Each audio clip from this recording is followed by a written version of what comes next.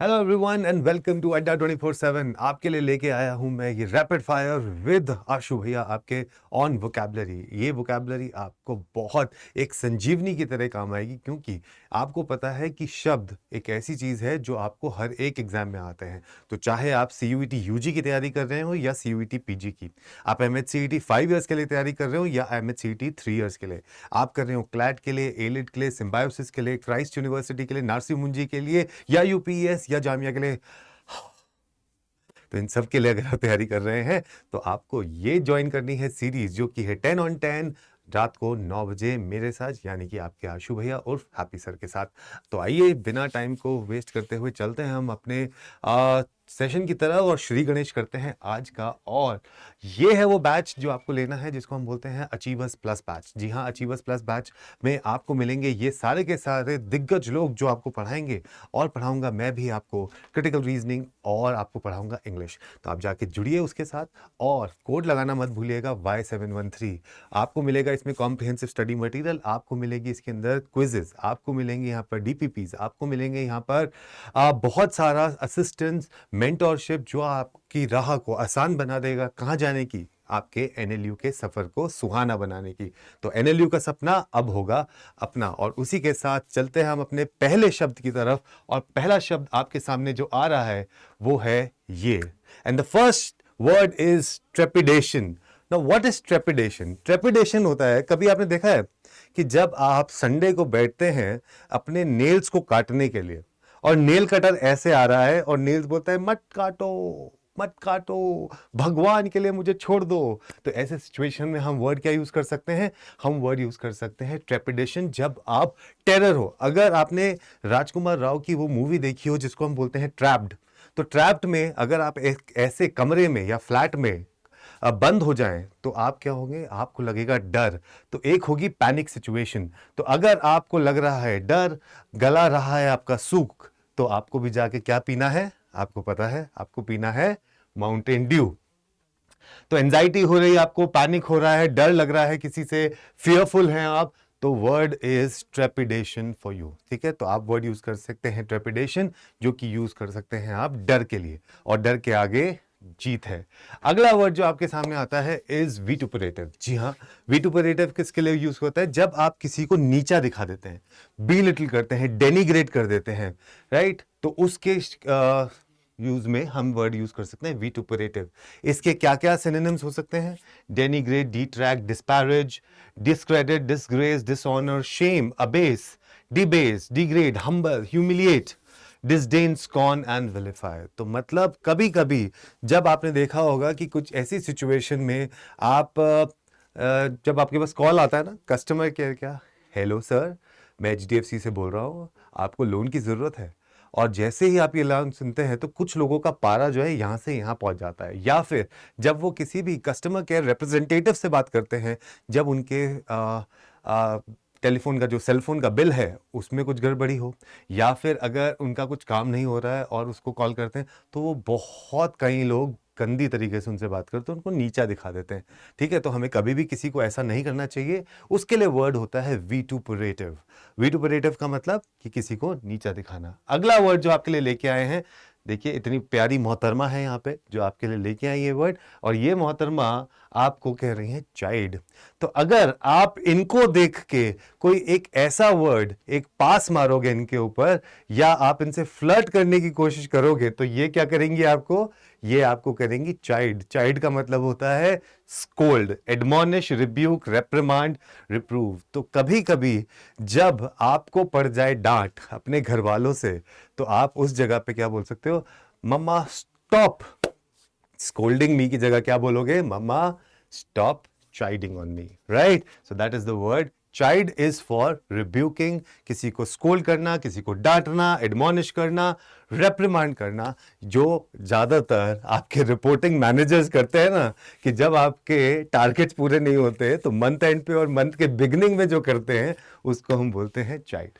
चलिए अगला वर्ड देखते हैं। अगला वर्ड है actuate. What do you mean by actuate?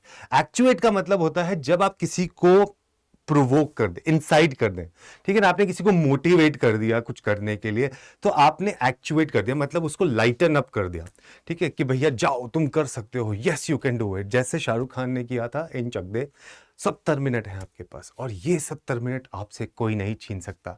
तो जी हाँ, यही है वो चीज जिसमें हम कहते हैं एक्चुएट, मतलब किसी को प्रोवोक कर देना, किसी को मोटिवेट कर देना बेसिकली, या फिर एक्टिवेट कर देना। अब ये वर्ड आप नेगेटिव सेंस और पॉजिटिव सेंस में दोनों जगह पे यूज कर सकते हो, क्योंकि अगर आप किसी को मोटिवेट करते हो तो ये पॉजिटिव हो गया, और अगर आप किसी को प्रोवोक कर रहे हो तो प्रोवोक जनरली आप कभी क्या बोलते हैं उसको, नेगेटिव सेंस में करते हो। जानते हो वो बोलते हैं ना, एक कहावत थी, वो कौन सी थी, वो आज भी नहीं खूला जो खोला, वो खून नहीं वो पानी है, ठीक है, बुंदेले हर बोलो के मुंह सुनी हमने वो कहानी है, right. So that is what we are doing, we are trying to motivate you, we are trying to make you comfortable so that you can go and fight that particular battle. Next हम देखते हैं is servile, जो आपने एक पुरानी movies में देखी होगी कि जब बेटी की शादी होती है तो जब सब लोग पगड़ी पहनते हैं तो एक पगड़ी की जो कलम है ना ऐसे गिरी हुई होती है, और एक इंसान जो ऐसे हाथ जोड़ के चारों तरफ घूमता रहता था उन मूवीज में, दैट वाज द दुल्हन का पिताजी, राइट। तो दुल्हन के पिताजी वाज दैट दिस सर्वाइल, आइए जी, खाइए जी, बैठिए जी, पीजिए जी, right. So abject, base, very humble, menial, slavish kind of उनकी सिचुएशन हो जाती थी। तो इसका निमोनिक आप कैसे यूज करेंगे? सर्वाइल का आप निमोनिक यूज कर सकते हैं somebody who behaves like a servant, servant like, servile, servant like. So when you behave like a servant, when you are very humble, when you are always with your folded hands saying yes sir, yes sir, yes sir, so that's the word that you can use for servile. Next word is flagitious. Flagitious is जो कि थोड़ा सा wicked हो, yes, right. सो जो किसके दिमाग में थोड़ी सी खुरापातियां चलते हो, somebody who is wicked, somebody who is morally wrong, या कुछ गलत काम करता हो, तो ऐसे ऐसे करके मुगाम्बो, खुश हुआ, right. So Mogambo was a flagitious person. So Mugambo was a flagitious person, somebody who was morally wrong or doing bad work, evil work जिसको बोलते हैं। Then you have asinine. Asinine का मतलब होता है somebody who फैमिली शो है तो इसको हटाने के बाद एज, अब इसको बोल दो एस, बस। So somebody who behaves like an ass, right? So somebody who is बिल्कुल kiddish, babyish, somebody who is a foolish person, extremely stupid, उसको हम बोलते हैं asinine. ये कभी ना कभी ये वर्ड हम पॉजिटिव सेंस में अगर यूज करना चाहें तो you can use it for kiddish, कि अगर कोई थोड़ा बचकानी हरकतें जो करता है ना बच्चों जैसी, तो दैट इज कॉल्ड asinine. आप इसको ले यूज कर सकते हैं। सो दिल तो बच्चा है जी, उसको आप बोल सकते हैं दिल तो asinine है जी, ठीक है। चलिए अगला वर्ड पे चलते हैं, और अगला वर्ड फिर से आ गई है मोहतरमा हमारे को माफ करने, क्योंकि आपने इनको साथ फ्लर्ट किया था और तब इन्होंने आपको स्कोल्ड किया था, तो अब ये आपको करने आ गई हैं माफ। तो to forgive, to pardon, to exonerate and to acquit, किसी को माफ कर देना, उसको हम बोलते हैं एमनेस्टी। एमनेस्टी का मतलब होता है जैसे प्रियंका चोपड़ा ने 7 खून किए थे और फिर कहा था कि 7 खून माफ, ठीक है, तो वैसे ही है एमनेस्टी, कि आपने कुछ गलत काम किया है और उससे आपको फॉरगिव कर दिया जाए, आपको पार्डन कर दिया जाए, तो उसके लिए हम बोलते हैं एमनेस्टी।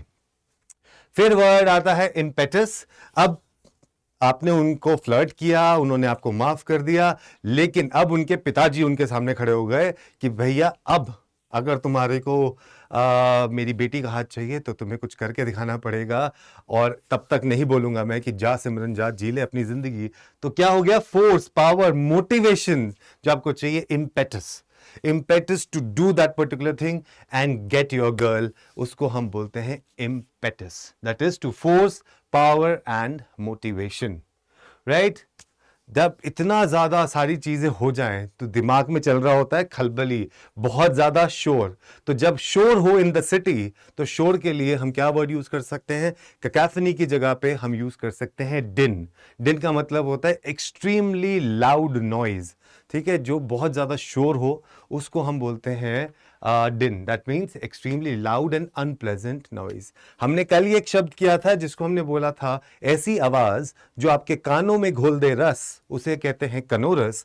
तो ऐसी आवाज जो आपके कानों का बजा दे बैंड, उसको बोलते हैं हम din. That is loud and unpleasant noise, right. सो ये थे आज के आपके वर्ड्स, 10 वर्ड्स। तो हम इसके साथ आज लेते हैं आपसे विदा। गुड नाइट, शब्बा खैर, शुभ रात्रि, और फिर मिलेंगे आपसे अगले सेशन पे बहुत जल्दी। जाके लेना मत भूलिएगा हमारा अचीवर्स प्लस बैच और achiever batch for CUET PG as well as for MHCET।